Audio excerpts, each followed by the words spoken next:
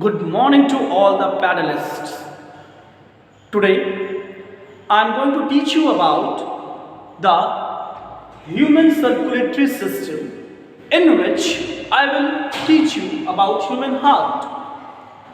This chapter I have taken from class 10, chapter 6, life processes. As we all are knowing that we have a circulatory tissue which is known as blood. This blood has to be circulated from our top head to bottom toe. For this, we need a pumping organ, and that pumping organ work is performed by heart. As you all must be knowing that mammalian heart is four chamber. We can start with clockwise direction. The first chamber is named as right atrium, and the second chamber will be known as left atrium.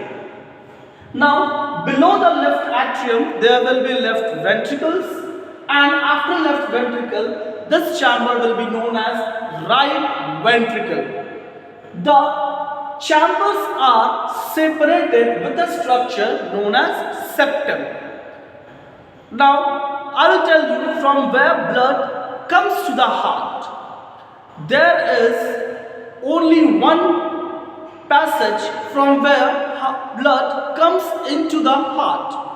That is, first of all, we can say that about the blood which comes from above the shoulder. Whatever deoxygenated blood which comes from above the shoulder comes from this passage, and enters into the right atrium. Next, the deoxygenated blood from below the shoulder comes from this passage and enters into the right atrium.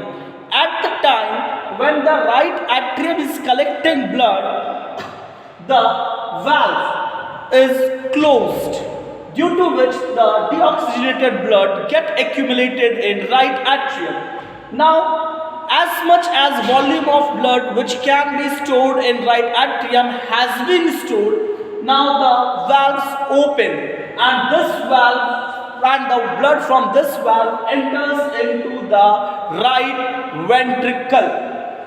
As soon as the blood enters the right ventricle, these valves get closed.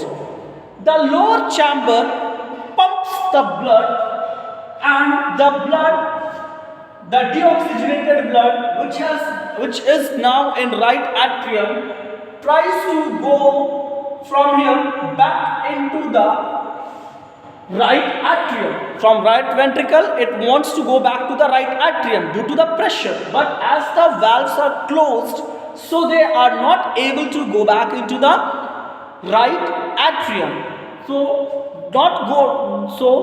Without going there, the pumped blood enters into the pulmonary artery. You must be knowing the difference between artery and veins, but I will repeat it again. Artery is the blood vessel which takes blood away from the heart, and vein is the blood vessel which brings blood back to the heart. So I am calling it artery because it will take blood away from the heart, and as this blood will go to the lungs, so pulmonary word is used. So from the right ventricle, the blood will enter into the pulmonary artery blood vessel, and from here it will go to the lungs. After being oxygenated in the lungs, the oxygenated blood will come from pulmonary vein into the left atrium, and here the valves will be closed, and as much as blood can stored here, it will be stored, and after storing oxygenated blood here, these valves will open, and all the blood from left atrium will enter into the left ventricle. And after entering into the left ventricle, now the after doing the entering the blood into the left ventricle, now the left ventricle will again pump the blood, which will again want to go back into the left atrium, but it will not go, and it will go into the aorta. Okay, and from aorta, all the different parts of the body will be provided oxygenated blood. I have taught here the pathway through which blood is transported, or you can say pumped back into the blood. Thank you.